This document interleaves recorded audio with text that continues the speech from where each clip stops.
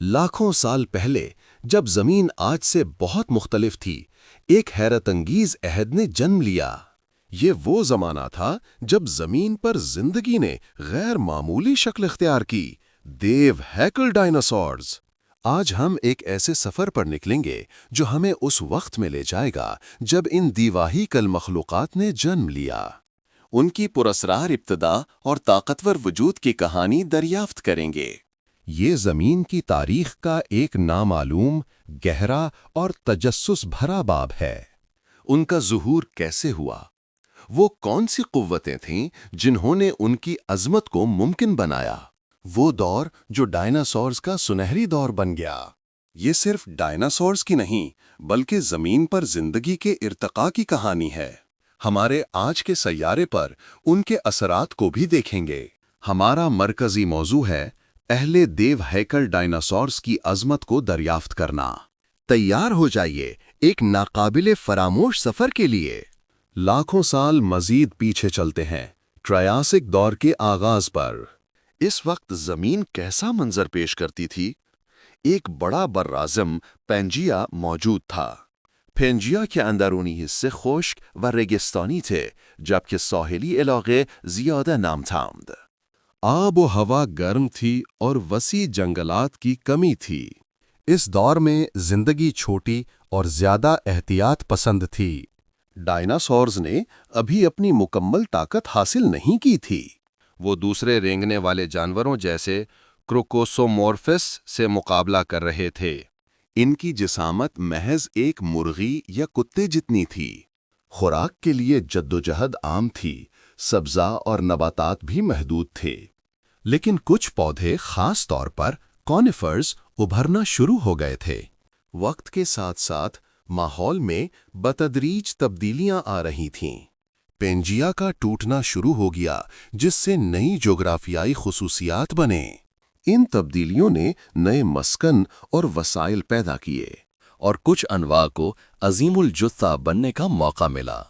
ये इर्तिक़ा के लिए एक अहम मोड़ था, एक ऐसा लम्हा जो तारीख बदलने वाला था। नए हालात ने देव हैकल जिसामत को एक इर्तिक़ाई फ़ायदा दिया। अब इन जानदारों को देखने का वक्त है जो इस तब्दीली की अलामत थे। वो छोटे से ख्वाबगाह से निकलकर अजीमुल जस्सा बनने की राह पर गामज़न थे।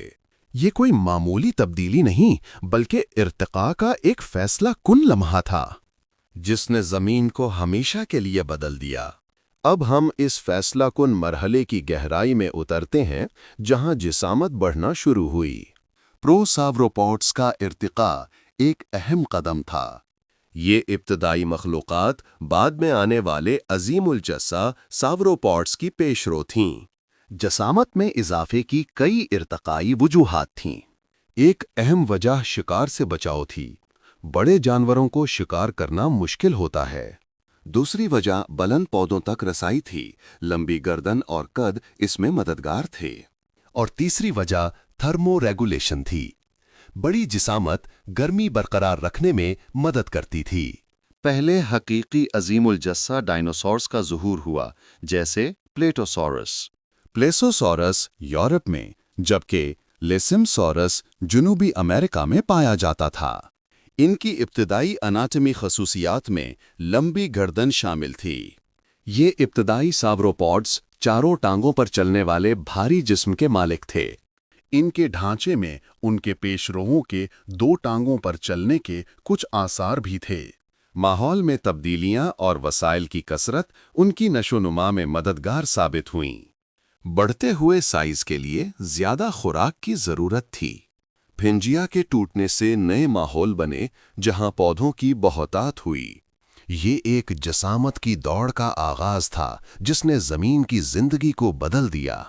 छोटे जानवरों से लेकर देव हैकल मखलूक़ात तक का सफ़र हैरान कुन था। इर्तिक़ा का ये फैसला एक नई नस्ल के ज़ुहूर का पेश खैमा बना, जो ज़मीन पर हुक्मरानी करने वाली थी लाखों सालों तक। लेकिन हम उनके वजूद के बारे में कैसे जानते हैं? खामोश गवाहियाँ जिन्हें हड्डियों ने बयान किया। ये ज़मीन के नीचे पोशीदा ख़जानों की कहानी है, जो आज भी हमें उनकी अज़मत की याद दिलाती हैं। ان ہڈیوں کی دریافت نے دنیا کو حیران کر دیا۔ زمین کے نیچے چھپی خاموش گواہیاں ہزاروں سال بعد ظاہر ہوئیں۔ ان ہڈیوں نے دنیا کو حیران کر دیا، جس نے ہمیں عظیم الجثہ ڈائناسور سے متعارف کروایا۔ دنیا بھر میں کئی اہم فوسل سائٹس ان دیویہ ہیکل مخلوقات کا راز کھولتی ہیں۔ ارجنٹینا میں اشکوالاسٹو فارمیشن ایک ایسا ہی قیمتی مقام ہے جہاں ابتدائی ڈائناسورز کے بہت سے فاسلز ملے ہیں۔ امریکہ میں گوسٹ رینچ، نیو میکسیکو بھی ایک معروف فاسل سائٹ ہے۔ ان دریافتوں کے پیچھے کئی ماہرین ریکاز کا سخت کام ہے۔ انہوں نے لوئسکوپسورس جیسے ابتدائی عظیم الجثہ ڈائناسورز دریافت کیے۔ والکینوڈون افریقہ میں دریافت ہونے والا ایک اور اہم ابتدائی ساوروپوڈ تھا۔ آرڈونکس جنوبی افریقہ سے ساروپاڈ ارتقاء کا ایک بہترین مثال ہے۔ فاسل کی کھدائی ایک نازک اور مشکل عمل ہے۔ ماہرین پتھر اور مٹی سے ہڈیوں کو انتہائی احتیاط سے ہٹاتے ہیں، پھر انہیں لیبارٹری میں لے جایا جاتا ہے جہاں ان کا تفصیلی مطالعہ کیا جاتا ہے۔ یہ ہڈیاں ہمیں ڈائناسورز کی اناٹمی اور زندگی کے بارے میں بتاتی ہیں، جیسے ان کی جسامت، حرکت اور کھانے کی عادات۔ فاسلائزیشن کا عمل خود ایک حیران انگیز قدرتی عجوبہ ہے جو ان قدیم مخلوقات کی کہانی کو لاکھوں سالوں تک محفوظ رکھتا ہے۔ یہ دریافتیں ہماری قدیم تاریخ کی تفہیم میں انقلاب لے آئیں۔ ہمیں پتہ چلا کہ ڈائناسورز محض رینگنے والے جانور نہیں بلکہ ایک متنوع گروہ تھے۔ ان کی عظیم الجثہ جسامت نے انہیں اپنے دور کا حکمران بنا دیا۔ ان کے بغیر ہماری زمین کی تاریخ ادھوری رہتی۔ ہر نئی دریافت ایک نیا باب کھولتی ہے اور ہمیں مزید سمجھنے کا موقع دیتی ہے۔ اب ان کی زندگی کی تفصیلی کہانی کی طرف بڑھتے ہیں۔ ان کی حیران کن اناٹمی اور کھانے کی عادات کیا تھیں؟ اور وہ کیسے اتنے بڑے ہونے کے باوجود زندہ رہے؟ زمین کے پہلے جنات کی روزمرہ زندگی، یہ ہماری اگلی کہانی کا عنوان ہے۔ پہلے عظیم الجثہ ڈائناسورز کی زندگی کیسی تھی؟ ان کی منفرد اناٹومی نے انہیں لاکھوں سالوں تک زمین پر حکمرانی کا اہل بنایا۔ لمبی گردن ان کی سب سے نمایاں خصوصیت تھی۔ چھوٹے سر، بڑے دھڑ اور ستون جیسی ٹانگیں ان کی شناخت تھیں۔ یہ سب خصوصیات ان کے پودے کھانے والے ہونے کی عکاسی کرتی ہیں۔ وہ صرف پودے کھانے والے ہربیورز تھے۔ گھنٹوں چرتے رہنا ان کی بقا کے لیے ضروری تھا۔ ان کے طاقتور جبڑے سخت نباتات کو چبانے کے لیے تھے اور ان کا ہاضمہ کا نظام ریشے دار پودوں کو ہضم کرنے کے قابل تھا۔ حرکت اور رفتار کے معاملے میں وہ تیز نہیں تھے، لیکن ان کی چال مستحکم اور باوقار تھی۔ ایک جگہ سے دوسری جگہ سفر کرنا خوراک کی تلاش کا حصہ تھا۔ دفاعی میکانزم کے طور پر ان کی جسامت ہی سب سے بڑا دفاع تھی۔ چند شکاری ہی ان سے مقابلہ کرنے کی ہمت کرتے تھے۔ ان کی نشو و نما حیرت انگیز تھی۔ وہ تیزی سے بڑھتے اور طویل عرصے تک زندہ رہتے تھے، ممکنہ طور پر کئی دہائیوں تک۔ ان کا وزن کئی ہاتھیوں کے برابر ہوتا تھا۔ ان کی زندگی کا چکر ماحول کے ساتھ گہرا تعلق رکھتا تھا۔ ہر ایک فرد اپنی بقا کے لیے فطرت سے لڑتا تھا۔ وہ زمین کے حقیقی انجینئرز تھے، اپنی موجودگی سے زمین کی نباتات کو متاثر کرتے تھے۔ یہ ایک ایسا دور تھا جب عظیم الجثہ حکمران آزادانہ گھومتے تھے۔ ہر قدم پر زمین کانپتی تھی، لیکن یہ زندگی چیلنجوں سے بھری تھی۔ قدیم دنیا میں بقا کی جدوجہد مستقل تھی۔ موسموں اور شکار کی دھمکیوں کا سامنا کرنا پڑتا تھا۔ ان کی زندگی کا مکمل منظر اب ہمارے سامنے ہے۔ عظیم الجثہ ڈائناسورز کس قسم کے مسکن میں رہتے تھے؟ سرسبز جنگلات اور وسیع میدانی علاقے ان کا گھر تھے، جہاں خوراک وافر مقدار میں میسر تھی۔ لیکن اتنی بڑی جسامت کو برقرار رکھنے کے لیے مسلسل خوراک کی ضرورت تھی، اس لیے انہیں وسیع علاقے میں چرنے کی ضرورت پڑتی تھی۔ شکار کرنے والے ڈائناسورز تھیروپوڈز کے ساتھ ان کا تعلق بھی اہم تھا۔ ये शिकार और शिकारी का तवाजुन कायम रखते थे। रेवड़ों में रहना इनकी बका के लिए फायदेमंद था। बड़े गिरोह में शिकारियों से बचना आसान होता है और खुराक की तलाश में मदद मिलती है। उन्हें माहौलियाती चैलेंजेस का सामना भी करना पड़ता था। बदलती आबो हवा, सैलाब और खुश्क साली उनकी जिंदगी का हिस्सा थे।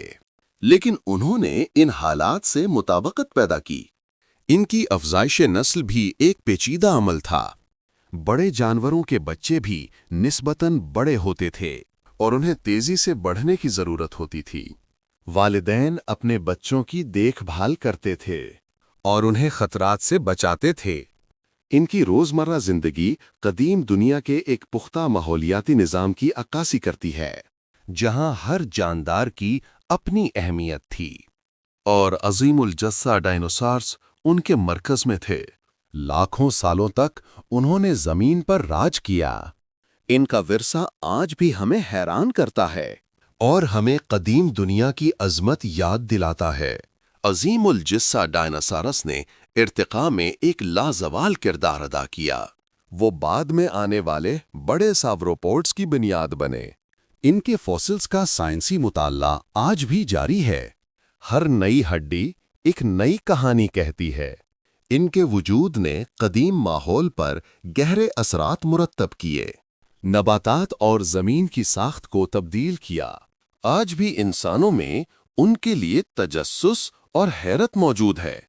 फिल्मों, किताबों और खिलौनों में उनकी मौजूदगी आम है। वो हमें एक ऐसे वक्त की याद दिलाते हैं जब फितरत का पैमाना बहुत बड़ा था। मुस्तकबिल की दरियाफ्तों का इम्कान हमेशा मौजूद है। मजीद असरार का पर्दा उठना अभी बाकी है। इनके ज़वाल की कहानी भी इर्तका का एक हिस्सा है, लेकिन उनका विरसा जिंदगी की लामुतनाही कहानी का हिस्सा रहेगा। ये जमीन पर जिंदगी की लचक और वुसअत का सबूत है। डायनासोर्स एक याद दहानी है कि माजी हाल से जुड़ा है और कुदरत के अजायबात कभी खत्म नहीं होते।